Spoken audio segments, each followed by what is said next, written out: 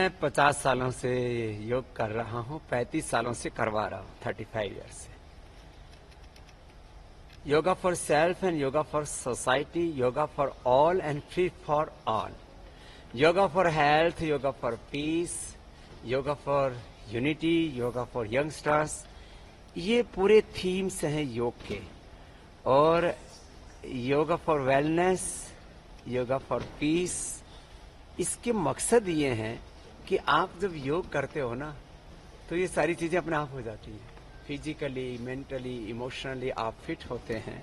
और जब आप खुद अच्छे होते हैं ना तो आप एक अच्छे समाज का, एक अच्छे राष्ट्र का और एक अच्छे युग का निर्माण करने में भी एक बड़ी भूमिका निभाते हैं। तो मैं तो सबसे कहूंगा, खुद योग करें और समाज को योगी बनाने में सहयोग करें, तो हमारा समाज, हमारा राष्ट्र और ये सारा विश्व बहुत अच्छा होगा।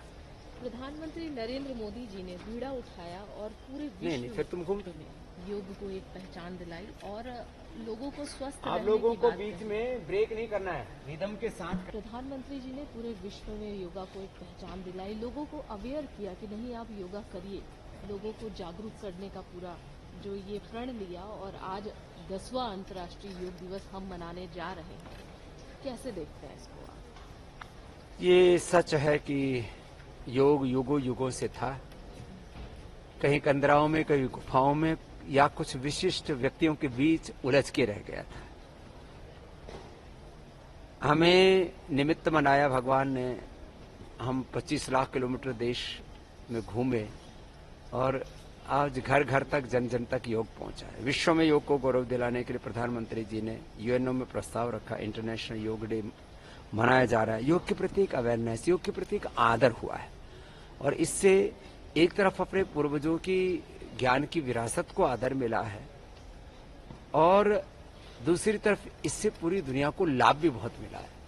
लोग अपने चाहे लाइफस्टाइल डिजीज हैं, चाहे क्रॉनिक इनक्योरेबल डिजीज हैं, फिजिकल के साथ मेंटल स्ट्रेस आदि, इसको अच्छे से मैनेज कर पा रहे हैं और एक बहुत अच्छी जिंदगी जी पा रहे हैं। स्ट्रेस एक बहुत बड़ा विषय है, चाहे बच्चों के लिए कहें। का स्ट्रेस है बच्चों में, अलग अलग एग्जाम्स, उसमें कहीं पेपर लीक हो जाता है, कहीं और बहुत तरह की चैलेंजेस लाइफ में रहती हैं। तो बच्चों को तो कम से कम 10-20 मिनट योग करना ही करना चाहिए।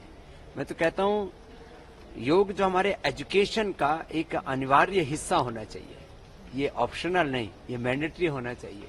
और इसके लिए माता पिता को, पूरी समाज को, सरकार को, सबको मिल करके एक संयुक्त पुरुषार्थ करने की आवश्यकता है, जिससे कि हम एक स्वस्थ, जागरूक, संवेदनशील, निरोगी, तनाव मुक्त और स्वावलंबी आत्मनिर्भर व्यक्ति, समाज और राष्ट्र को बना पाए।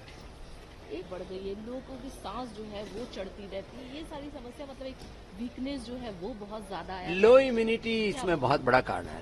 लो immunity, less physical activity, unhealthy thoughts, unhealthy eating, unhealthy lifestyle, फिर ऊपर से कोरोना के कॉम्प्लिकेशंस, फिर एनवायरमेंटल चेंज, पॉल्यूशन, इन सब के कारण से अचानक कार्डियक अरेस्ट और बहुत सारी लाइफस्टाइल डिजीज और स्ट्रेस रिलेटेड जो डिजीज हो रही है, उसके लिए योग, आयुर्वेद, नेचर, ये अल्टीमेट सोल्यूशन है। में कोई ऐसा उपाय है कि लोग खुद को कूल रख सके, कूलिंग इफेक्ट हो सके योग करने से, ऐसा भी योग में जो प्राणायाम है और ध्यान है, शीतकारी जो प्राणायाम विशेष है,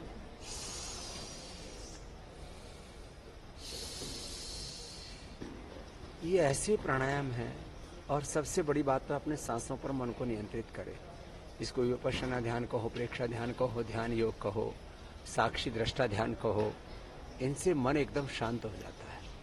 हाँ, एनवायरमेंटल जो चेंज हुआ है, इसके लिए ये भी जरूरी है कि हम पेड़ लगाएं, वृक्ष लगाएं। अपने घरों में भी तुलसी, एलोवेरा, गिलोय, नीम आदि, और कहीं नहीं तो गमलों में भी लगाना शुरू कर देते हैं, उसका भी बहुत अधिक बेनिफिट होता है। तो हमें जो नेचर में जो कंटिन्यू चेंज हो रहा है, उसके प्रति अवेयर होना पड़ेगा और अपने हिस्से की जिम्मेदारी भी निभानी पड़ेगी। मानसिक रूप से, शारीरिक रूप से, अगर जो दुबले पतले भी हैं, उन्हें भी योगा करना चाहिए। For body, yoga for mind, yoga for soul, yoga for ओबेस्ट, yoga for overweight, yoga for underweight. इसलिए मैंने कहा योगा फॉर ऑल। ये कॉन्सेप्ट है और यही सत्य है कि सबको योग करना चाहिए। जो निरोगी है उनको भी योग करना चाहिए कि वो रोगी ना हो जाए, जो रोगी है उनको योग करना चाहिए, निरोगी बन जाए, उपयोगी बन जाए। तो योग सबके लिए है, सब आयु वर्ग, सब जाति, सब प्रांत, सब भाषा भाषी और सब देश।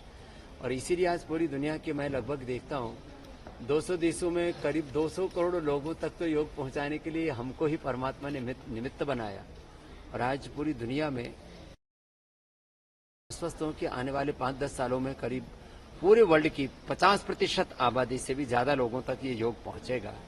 और एक दिन सारा संसार योगी और निरोगी होगा योग के जरिए। और इसमें सबसे बड़ी बात है कि आपको कुछ पे नहीं करना है, थोड़ा सा समय तो लगाना है। और एक गरीब से गरीब आदमी, अमीर से अमीर आदमी, पढ़ा लिखा अनपढ़, सब आयु वर्ग के सब परिस्थितियों में योग कर सकते हैं और उससे अप्रतिम लाभ पा सकते हैं। आपने और फटाफट से, मतलब ऐसा है कि 5 मिनट में हम कर ले चलते चलते, क्योंकि टाइम आजकल किसी के पास। इसलिए आज हम एनआई के माध्यम से फटाफट योग, इंस्टेंट योग for integrated and sustainable health का पैकेज सब देशवासियों को दिया है कि मोटापा, BP, sugar, thyroid, asthma, arthritis, बच्चों की फिजिकल मेंटल ग्रोथ के लिए, सबके लिए एक इंस्टेंट योगा का पैकेज हम रिलीज कर रहे हैं इंटरनेशनल योग डे पर। तो ये एक बात आपने सोसाइटी को बताई है, क्योंकि टाइम तो अब किसी के पास है नहीं। एक और पद्धति है जो सारे अलग अलग, जैसे पंचकर्मा है, पंचकर्मा पद्धति में ये बालक लेटा हुआ आपको आराम से दिख रहा है, वैसे कोई दिक्कत नहीं है। इसके साथ में देखो ये लीच लगी हुई है।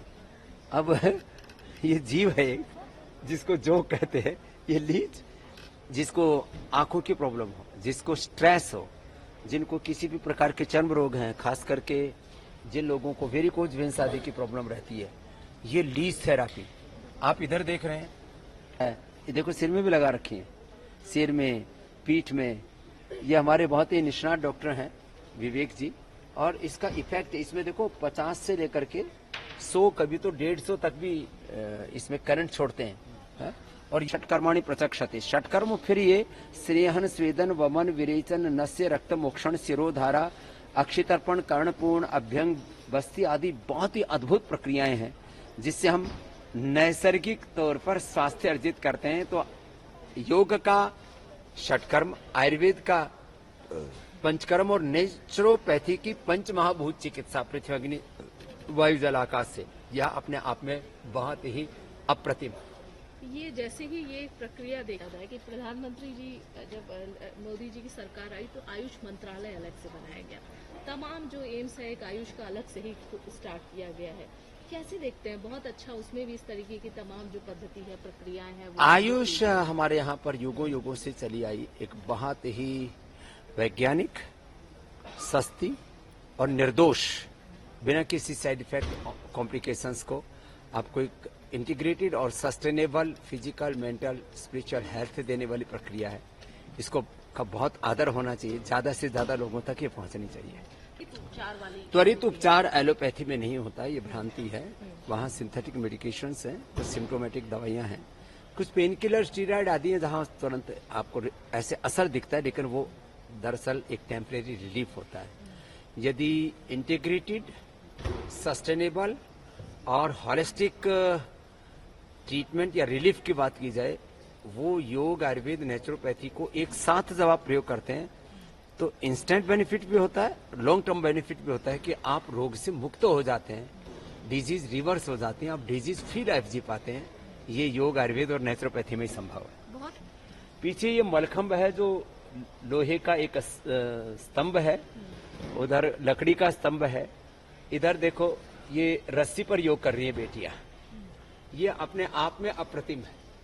उधर आप लकड़ी के ऊपर योग करते हुए देख रहे हैं। तो ये जो सारी पद्धतियां हैं, हमारे पुरखों ने हजारों साल पहले ये सब हमको बताया था, हम भूल गए थे, उसी की याद हम दिला रहे हैं। बात खूब स्ट्रेस में देखे, अभी भी नेता लोग स्ट्रेस, क्या लगता है आपको किस तरीके से उनको स्ट्रेस के लिए काम करना पड़ेगा? डेली योगासन, प्राणायाम, मेडिटेशन जब करेंगे तब निश्चित रूप से सब स्ट्रेस फ्री रहेंगे। तो मैं तो सभी से कहूँगा जो भी बहुत ही क्रिटिकल जॉब्स में है, चैलेंजिंग जॉब्स में है, चाहे विधायिका में है, कार्यपालिका में है, न्यायपालिका में, मीडिया में है, हेल्थ, एजुकेशन, रिसर्च में है, और आजकल तो कॉर्पोरेट वर्ल्ड से लेकर के कहाँ स्ट्रेस नहीं है।